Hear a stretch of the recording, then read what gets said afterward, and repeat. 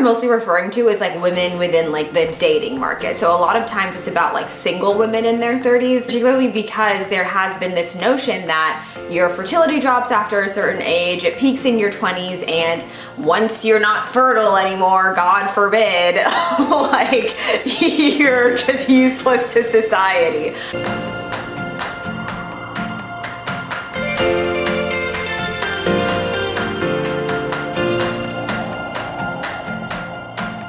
Hello friends, and welcome back to the channel. My name is Felicia and this is The Feminine Fancy. In today's video, I want to talk with you guys about the viral trend that's happening on TikTok where women in their 30s are showcasing like how fabulous they are, how sexy and thriving and just youthful and glowing they are in their 30s. And I want to talk about this for a few reasons. One, because I'm a woman in my 30s, and two, I just love to see the exaltation and the celebration of women in their 30s, because there's been so much negative rhetoric and like propaganda against women who are no longer in their 20s, and I just think it's so important that we take back the narrative and we start like making it known that life doesn't end after 29. Life does not end after your 20s. And in fact, for a lot of us, life gets a lot better and it can get a lot better. So that's what we are going to talk about today. I hope you guys are well. I am testing out new filming areas in this apartment because I have yet to find a spot that I like. So let me know what you guys think about this spot. I feel like it's the best that we can do right now. Also, I'm pretty sure I'm allergic to my mascara because every time I put it on, my eyes start watering. So we gotta figure that out as well. So this idea that women hit a wall after 30 is not necessarily new. I feel like there's always been a level of like anxiousness or trepidation around turning 30, hence why we have movies like 13 Going on 30.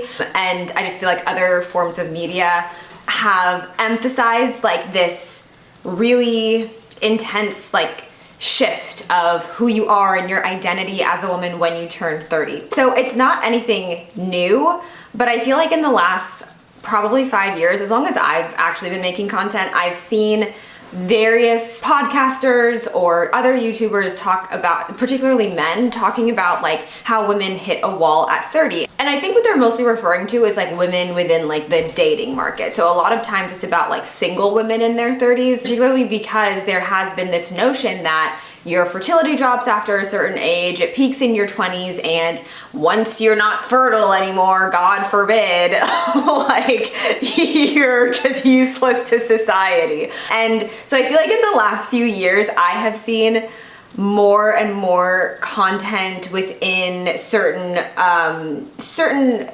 communities online talking about this wall, this invisible wall that women allegedly hit when they turn 30.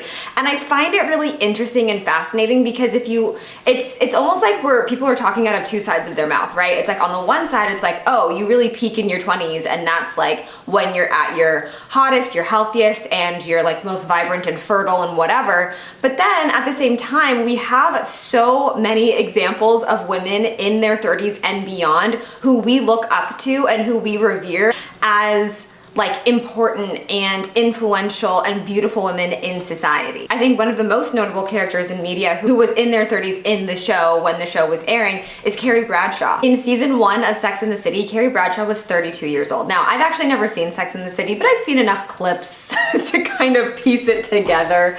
And I know that she is someone who people look to for fashion. Like, she's a fashion icon, and she was really kind of trying to find her way in New York City, and she was 32 years old. Lorelai Gilmore from Gilmore Girls. Now, did she have it together completely? No, but she was beautiful and vibrant, and men were so attracted to her, and like her whole dating storyline was a huge part of the show, and she was in her 30s. Then you have Tracy Ellis Ross in season 1 of Girlfriends. She turns 30, and I think like throughout the show, like those women are in their 30s as well. So there's so many examples of women thriving, looking beautiful, and also just like figuring life out in their 30s. And so I think it's really interesting to see like the reality versus like the online rhetoric of like, oh, you hit a wall at 30, which is what people online say, versus we have so many examples in these characters in media who were actually thriving in their 30s and like living a great and beautiful life. And not only just like fake characters, but we also have real life examples of women who were killing it in their 30s or just started to figure stuff out in their 30s or even in their 40s. Viola Davis's breakout role, she didn't land until she was 43 years old.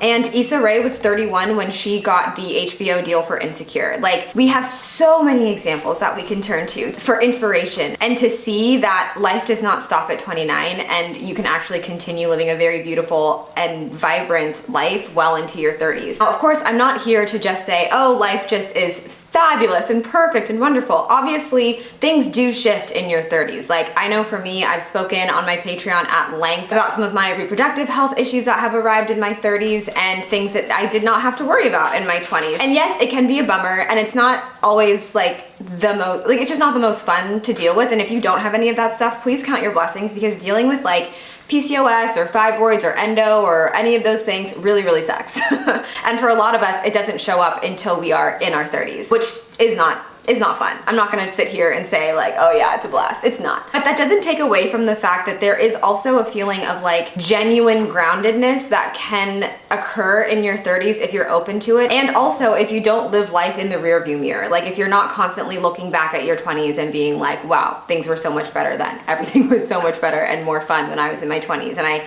looked so much better and I was so much sexier and all of that stuff. Like, if you can really work to establish like your sense of self and your sense of identity in your 30s, I think it'll limit the amount that you look in your rearview mirror. So what I want to do in today's video is I want to talk about finding passion and purpose in your 30s. Now, I'm only 31, so of course I don't have all the answers. For those of you who are in your 30s and beyond, I would love to hear from you in the comments, like how you established yourself, like what lessons you learned in your 30s and how you set yourself up for enjoying your 30s, and just all of the tips for our girlies who are about to turn 30, because I know the girls are stressed out. I want to talk about what I did and how I used last year, which is the year that I took off from social media and from like being a visible person, how I used that time to really figure out and establish what my passions were, what my passions are, what my purpose is, and how I feel like it's now paying off. And I know I said I hate listicle videos, and I'm gonna try and make this not a listicle video, but we do have bullet points. The first thing that I did was I took the time to retreat in silence. This is something that I would actually very much recommend if you are someone who is chronically online, or even just someone who's like casually goes on Instagram or TikTok. Like, I think taking a year off of social media could be very, very beneficial. Social media really impacts how you feel about yourself. It impacts how you think about yourself. It impacts what you think you should be doing. It impacts what you think other people should be doing. Like, social media has such a hold on our psyche, and I don't think that we even realize it until we remove it, and then we can see just how impactful it is when it's in our life and when it's not in our life. When I was super active on social media, I was constantly comparing myself to other people. I was constantly comparing my life to other people's lives, and it was exhausting. It was so exhausting and just simply not fun. It was just not a fun way to live life. When you are constantly in a phase of comparison and an era of comparison, you do not get to see the beauty and the joy and the blessings that you have in your own life. So taking that year off and removing that noise, removing those visuals, removing that made me feel so much more grateful and have so much more gratitude for the life that I have. And I say retreat in silence because I do think that like removing the excess noise is very, very important for being able to hear and differentiate your own voice versus other people's voices, or your own voice versus the voice of social media. I think sometimes we don't realize that we do kind of have like multiple voices in our heads. There's our voice, there's our parents' voices, there's maybe our spouse, there's maybe our kids, there's society. Like, there are a lot of different voices going on. And so when you take the time to retreat in silence and you remove as many of those, like as many of the unnecessary voices, so things like social media, when you remove those things, you are able to better differentiate between your voice and the voices of other people. And what that does is it then allows you to say like, oh, actually, I don't mind this about my life. I just thought I cared because this person said I should care. It allows you to hear yourself better and be able to say like, oh, this is actually what I want to do. When you take the time, and I would seriously recommend it because it was truly life-changing, I would genuinely recommend taking some time off of social media if you are on it, and just not, just like pretend it's not there. Fill the gaps with reading, fill the gaps with going on walks, fill the gaps of your time with things that you used to do before social media became a daily part of your routine. And I know not everyone is as active on social media as I was, but I do think, I mean, just based on like the numbers of how many daily users are on YouTube, TikTok, and Instagram, I think it's fair to say there are probably a few of you out there who are also on social media. Obviously, you're watching this right now. I would just suggest taking however much time you feel like you need, whether it's a week, whether it's a month, whether it's 3 months, 6 months, like however much time you need. One thing that happened to me was I thought, when I first left YouTube, I did not think I was gonna be gone for a year. I thought at most it would be like a couple months. And then I really started to fall in love with the silence. Like I really started to become obsessed with it. I loved it. And I was like, oh, this is really nice. I don't wanna go back. And so you might think you're only gonna do like a week or 2 weeks, and then you might find yourself falling in love with the silence and falling in love with life again. When you have that extra time that you're not spending on your phone or you're not spending on social media, you have time to read books again, to read magazines, to watch a full movie without being distracted. Like life just starts to feel a bit more full. And I think that when you do that and you take that time to really like get to know yourself and retreat and be in silence and not hear all these other voices, all these other opinions, you really can set yourself up for establishing like, what is it that I want out of life? And I think that's something that women in their 30s are good at figuring out, or at least they're starting to really get on the path towards figuring it out. Another thing that can help you in your 30s is reestablishing your goals at this phase in your life. And what I mean by that is like your goals in your 20s are generally kind of different from your goals in your 30s. Maybe not for everyone, but for me, my goals in my 20s were very different to my goals in my 30s. And I think that I didn't really even realize that my goals had shifted until, like I said, I took that time off. In my 20s, like, my goals were so different. Like being able to reestablish what is important to me and prioritize like, oh, this is actually important to me now and this isn't as important was very, very helpful. I think it's okay to admit that like your goals and dreams shift as you age and as you grow. And it's okay to let go of certain goals and dreams that you held in your 20s that maybe no longer serve you in your 30s, or that you're no longer interested in your 30s. And then finally, the last tip that I have, or the last thing I would suggest, is ask yourself, what would 21-year-old me do? And I don't mean, because yes, I mean, our prefrontal cortexes are not developed at 21, so I don't mean like the bad decisions. I just mean when we are young, we have a lot more hope and a lot more faith, I think, that things are gonna work out. At least for me, I did. And I also had a lot more reckless abandon. It wasn't so everything has to happen in this perfect order. It was my life was very much like, oh, I'm gonna do this now and I'm gonna go live in this ski town for a summer and teach dance, or I'm gonna go, like, it was honestly quite like whimsical and very open. Like I was very open to things changing, shifting, new jobs. Like I was very open to all of that sort of stuff. And I think as you get older, especially throughout your 20s, and you start feeling that pressure to be settled and to know exactly what you're doing and to have all the answers, you sort of lose that reckless abandon and you lose that ability to go with the flow and like just kind of go where the wind takes you. And I know that like a lot of us do desire stability and consistency as we get older, but I think when it comes to like figuring out who you are, sometimes you have to ask yourself, what would my 21-year-old self do? Thinking back to a time where you didn't feel the pressure of society or your parents or your church or whatever, like thinking back to a time where you didn't feel those pressures and making decisions from that place, I think can actually be very, very powerful. That was very powerful for me, and it actually is the reason why I was able to make the shift that I made after I left YouTube last year, or whenever it was, in 2023. Because I asked myself, okay, everything was quiet. I wasn't making videos, I didn't have any content to make, and I was kind of like, okay, what would 21-year-old me do?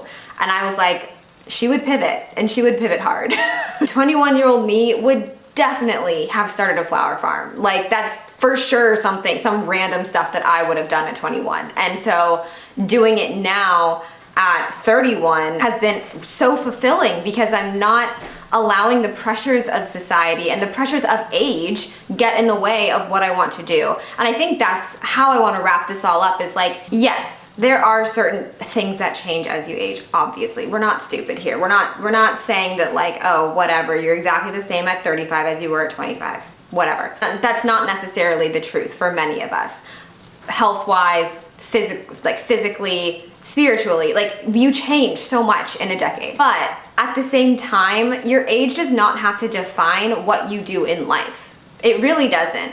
And this like idea that life happens in this linear fashion, I don't know who decided that was true, but in my experience, that's not true. And I've never seen it happen that way I haven't seen it happen perfectly that way for really anyone in my life. And even like the thing is that life throws so many unknowns at you. You could have done everything right. You could have gotten married and had the kids and had the job and bought the house and got the dog, and then 30 years into your marriage, your husband wakes up and says he doesn't want to be married anymore. Like, you just never know. And so I think this idea that like, if you do everything perfect, like life's going to work out perfectly is a falsehood, and it's not necessarily the truth. And so allowing your age to determine what you want to do in life is really setting yourself up for disappointment in the long run.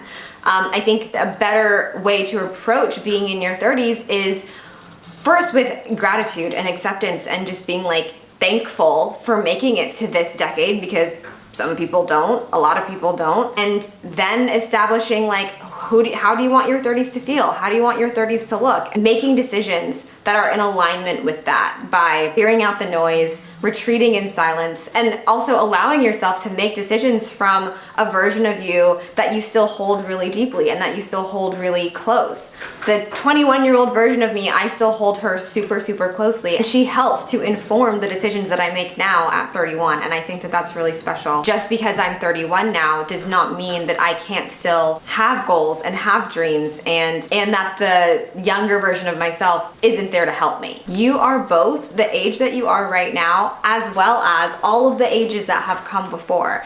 And all of those versions of yourself make up who you are today. And I think it's really powerful and important to revisit those versions of yourself and allow her to help guide your steps into your 30s and beyond. Okay, that's it for this video. Thank you guys for watching.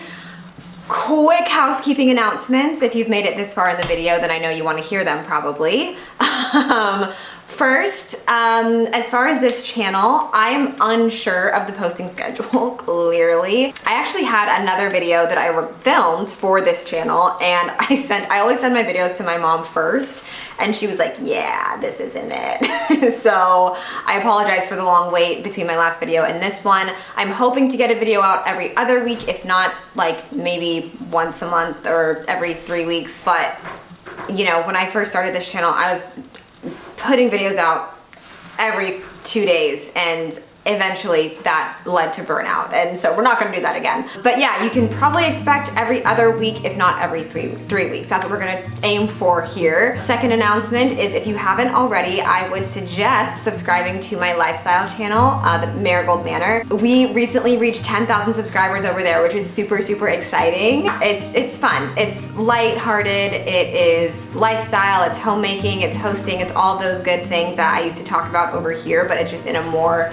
like dedicated space, which I think is what I always kind of wanted to do. So if you are interested in that, I will leave the link for that channel down below.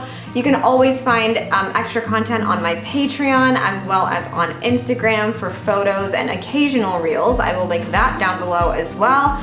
Thank you guys so much for watching this video. Remember that 30 is not a death sentence, 40 is not a death sentence, 50 is not a death sentence. And there are things that you can do to remain passionate and purposeful through all the decades of your life. And do not let anyone on the internet, any like low vibrational person on the internet, tell you that, you know, you've hit a wall at 30, because they don't know what they're talking about. And you can still live an incredibly vibrant and passionate life well into your 30s and beyond, and I encourage you to do so, alongside myself and so many other women in this community who are thriving in their 30s. So thank you guys for watching this video. If you liked it, please hit the thumbs up button and subscribe to the channel if you are not subscribed already. Thank you guys, and I will see you in my next video.